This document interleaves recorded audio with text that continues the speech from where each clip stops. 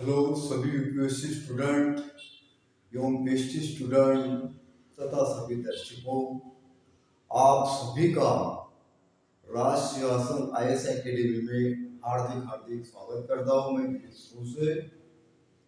एवं हमेशा की तरह आज का चैप्टर हम शुरू करने जा रहे हैं। चैप्टर के बारे में मैं आपको पहले बता दूं, जिस प्रकार से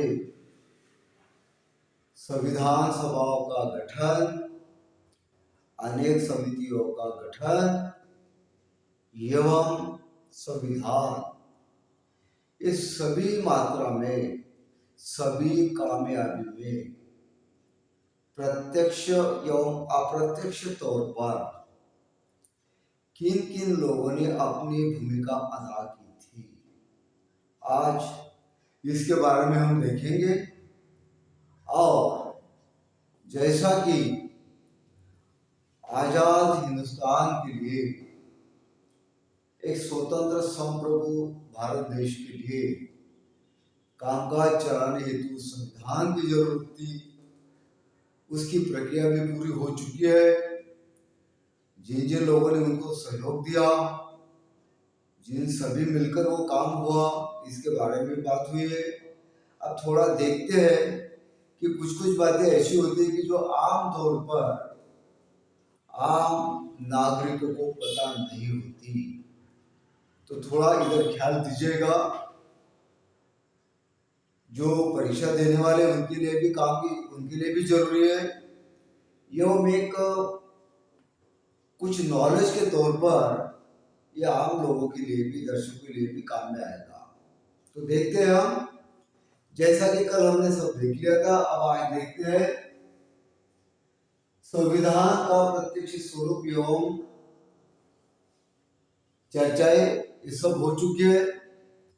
सबसे पहले आज हम ये देखते हैं दर्शकों कि डॉक्टर बी.आर. आम्बेडकर जी द्वारा संविधान सभा के समक्ष रखा गया प्रस्ताव, जिसके ऊपर हो चुकी कार्यवाही एवं संविधान सभाओं द्वारा एक मुश्त से मंजूर करवा लेना, उसके बाद आगे की कार्यवाही, जैसा कि संविधान लागू होना 26 नवंबर 1949 को, इसके बाद में पूरे तौर पर 26 जनवरी 1950 को लागू हुआ। तो इसके पहले, इसके बिचौले कार्यकाल खंड में किन किन लोगों ने इस सबसे बड़ी जो हमारे मिलाकत थी, सबसे बड़ी उपलब्धियां जो हासिल हुई है, उनके सहयोग हेतु किन किन साथियों ने असिस्ट किया था, इसके बारे में भी आप सभी को पता होना चाहिए। तो जैसा कि ड्राफ्टिंग कमेटी के चेयरपर्सन मिस्टर बी.आर. आम्बेडकर जी को भारतीय संविधान के पिता के रूप में माना गया है, जिनके द्वारा निर्मित हुई, निर्माण हुआ, संविधान के प्रति अपने आप को पूरी तरह से मेहनत करके उसमें कामयाबी हासिल करना, ये बहुत बड़ी उपलब्धि उनके द्वारा इस देश को प्राप्त हुई है। तो देखिए, उनके प्रति भारतीय संविधान के पिता एवं निर्माते तथा महान लेखक एवं भारतीय संविधान के शिल्पकार के स्वरूप में डॉक्टर बी.आर. आम्बेडकर जी को माना जाता है।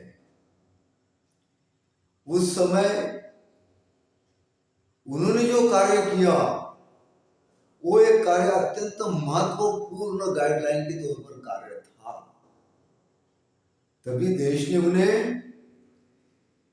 भारतीय संविधान के शिल्पकार, निर्माते एवं एक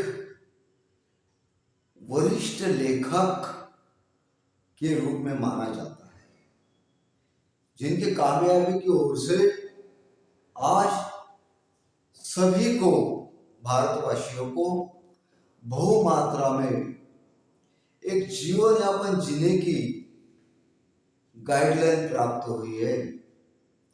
उसके उपरांत देखते हैं हम, जैसा कि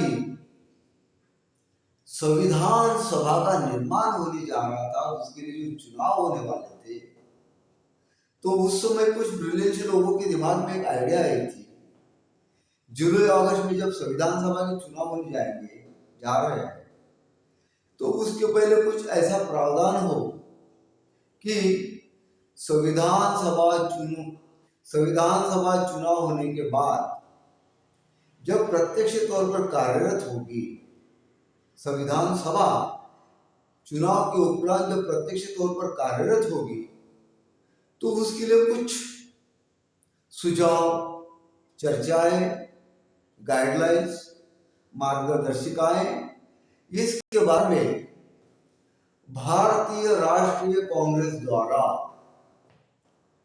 कुछ सदस्यों की समूह नियुक्त करवा दी गई थी, जिन्होंने संविधान सभा का चुनाव होने के बाद किस प्रकार से संविधान सभा की ओर से कार्य कराए जाएंगे, इसके लिए कुछ गाइडलाइन जारी करने के लिए कोशिश की थी।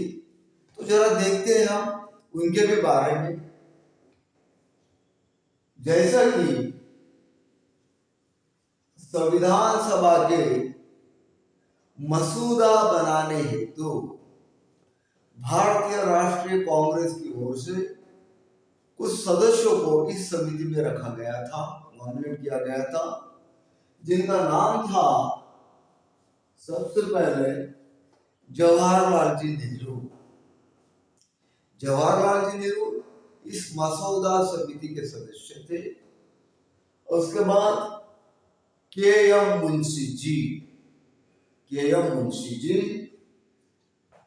एन. गोपाल स्वामी अयंगार, के.टी. सेठ, आसफ अली, डी.आर. गाडगीळ, हुमायूं कबीर एवं के संथानम।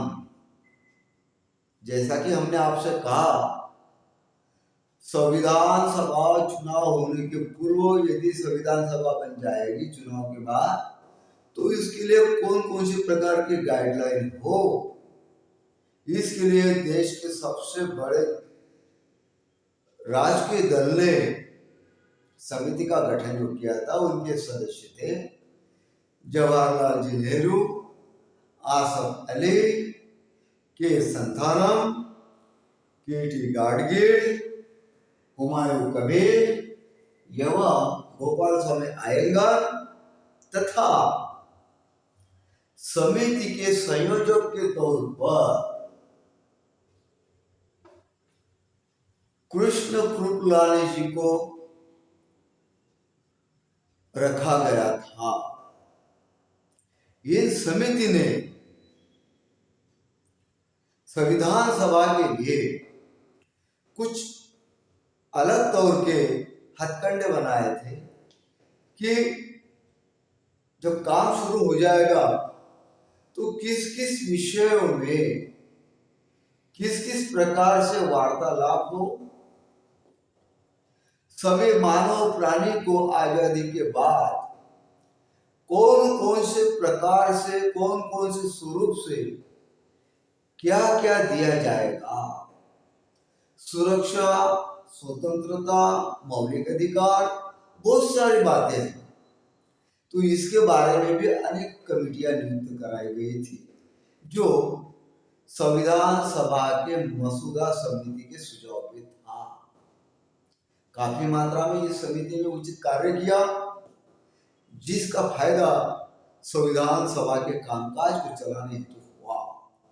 और कृष्णा कृपलानी जो संयोजक बने थे, कि वो मसूदा समिति के एक विशेष तौर पर कार्य करते रहे, जैसा कि 6-7 सदस्य थे जो हमने आपसे बताया। इसके बाद जरा देखते हैं संविधान सभा का मूल प्रारूपकार। संविधान सभा का मुख्य प्रारूपकार का कर्तव्य निभाने वाले थे एल मुखर्जी। संविधान सभा का प्रारूप जिस ढंग से बनाया जा रहा था उसके प्रमुख प्रारूपकार थे एल मुखर्जी। ख्याल में रखिएगा स्टूडेंट, आज का जो हम सत्र ले रहे हैं, इस सत्र से बहुतेक लगभग सवाल पूछा जा सकता है कि बहुत ही बारकाई की बातें आज के इसमें है, पीरियड में है। तो एल मुखर्जी संविधान सभा के मुख्य प्रारूपकार थे। किस प्रकार से प्रारूप हो संविधान सभा का, किस प्रकार से चलाई जाए, उसके ऐसा मान लीजिए कि थोड़ी देर के लिए लेखक भी थे। इसके बाद देखते हैं हम प्रेम बिहारी नारायण रायजादा। अत्यंत महत्वपूर्ण नाम है इस चीज का, प्रेम बिहारी नारायण रायजादा भारतीय संविधान के प्रमुख सुलेखक थे। बनाने वाले थे, लेकिन लेखक के तौर पर भारतीय संविधान के प्रेम बिहारी नारायण रायजादा भारतीय संविधान के प्रमुख सुलेखक थे। उन्होंने लेखन के कार्य का बहुतांश सहयोग दिया। प्रेम बिहारी नारायण रायजादा। इसके बाद देखते हैं मूल संविधान प्रभावमय शैली में उनके द्वारा हस्तलिखित करवाया गया था। जब हमारा संविधान बना, संविधान बनाने को हस्तलिखित करने का जो भाग था, कार्य था, यह उस समय की जो शैली चल रही थी, जिस भी लैंग्वेज की शैली चल रही थी, उस लैंग्वेज में प्रेम बिहारी नारायण रायजादा की ओर से सुलेखक के तौर पर भारतीय संविधान के प्रमुख सुलेखक थे। प्रेम बिहारी नारायण रायजादा, ये भी नाम आप ख्याल में रखिएगा। उपरांत उनको सौंदर्यीकरण, हमारे संविधान का सौंदर्यीकरण एवं उसको अलंकृत किया गया। सौंदर्यीकरण बोले तो उसके ऊपर की टॉप कवरेज अट्रैक्टिव हो, अलंकृत हो, उसका सौंदर्यीकरण हो, उस किताब, उस संविधान का अलंकृतीकरण एवं सौंदर्यीकरण प्रेम बिहारी नारायण रायजादा के साथ व्यूहर राम मनोहर सिन्हा जी द्वारा सौंदर्यकृत एवं अलंकृत की प्रक्रिया में अपना बड़ा निभाया था, अपना शर्त निभाया था, जिसमें नंदलाल बोस भी शामिल थे। संविधान बनने के बाद उस किताब को, उस संविधान की प्रत को अलंकृत करना है, सौंदर्यीकृत करना है, अट्रैक्टिव करना है। इसका कामकाज 3 इंसानों ने किया था, जैसा कि प्रेम बिहारी नारायण रायजादा, उसके बाद बिहुहर राम मनोहर सिन्हा एवं नंदलाल बोस। ये नाम ख्याल में रखिएगा। ये भी एक महत्वपूर्ण स्थितियों की बात है। इसके बाद देखते हैं हम मूल संविधान का हिंदी संस्करण। मूल संविधान का हिंदी संस्करण का लेखक वसंत कृष्ण वैद्य द्वारा किया गया था। मूल संविधान का हिंदी में लेखन वसंत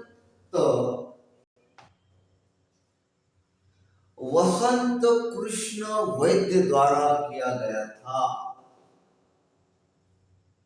ठीक है, आपके ख्याल में आ रहा? हाँ। इसके बाद देखते हैं, इतनी बड़ी सभा बनी थी संविधान सभा। हमें यहां तक पता था कि एक अध्यक्ष जी थे, 2 उपाध्यक्ष जी थे। टोटल संविधान को प्राप्त कराने हेतु, स्वीकृति देने हेतु 299 सदस्य थे सदन में। 284 द्वारा एक्सेप्ट करवा लिया गया। लेकिन सबसे महत्वपूर्ण उसमें और एक पद था। उस इंसान के पार्ट्स को हम नहीं भुला सकते। संविधान सभा के सचिव के तौर पर बी.एन. राव ने कामकाज चलाया था। बी.एन. राव संविधान सभा के सचिव स्तर पर कार्यरत थे एवं जिन्हें कानूनी सलाहकार के रूप में भी माना गया था। संविधान सभा को सचिव एवं कानूनी तौर पर, सलाहकारी तौर पर, संवैधानिक तौर पर बी.एन. राव को लिया गया था। इस तरह से हमारी संविधान सभा ने देश के लिए, जनताओं के लिए एवं सामुद्रिक हिस्सा हो, पर्यावरणीय हिस्सा हो, पशु हो, पशुचर हो, सबके लिए गाइडलाइन जारी करते हुए संविधान सभा की ओर से संविधान बनाने के लिए जितना भी सहयोग प्राप्त हुआ था, ये सभी इसमें आते हैं। एवं हमारा संविधान ड्राफ्टिंग कमेटी के चेयरपर्सन मिस्टर बी.आर. आम्बेडकर जी द्वारा, जिन्हें भारत के संविधान के पिता के रूप में माना जाता है, ये सबसे गौरवशाली बात है। जिस संविधान ने हमें शुरुआती तौर पर 395 अनुच्छेद दिलाए थे। 395 अनुच्छेद दिलाए थे एवं 8 अनुसूचियां दिलाई थी। अब आशा करता हूं आप सभी स्टूडेंट को, जो यूपीएससी वाले हो, पीएससी वाले हो एवं आम दर्शक भी हो, मैंने जो आपसे आज के लेसन में पढ़ाया, यह अत्यंत महत्वपूर्ण टॉपिक था। और आप सभी को इस बात का ख्याल होगा कि आपके नॉलेज के लिए भी ये जरूरी है। एवं परीक्षाओं में तो प्राप्तांक प्राप्त करने हेतु इसमें से सुनिश्चित कुछ ना कुछ आएगा ही। तो चलिए, आज हमने इस तरह से ये चीजें देख ली। फिर भी मैं आप सभी से रिक्वेस्ट करता हूं, वैसा हर दिन रिक्वेस्ट कर रहा हूं, ये चैनल आप सभी के लिए है। अत्यंत महत्वपूर्ण नॉलेज आपको मिलता रहेगा। यदि भी आपको अच्छा लगता हो तो कृपया कृपया सब्सक्राइब जरूर कीजिएगा, लाइक भी कीजिएगा, कमेंट भी कीजिएगा। Thank you so much.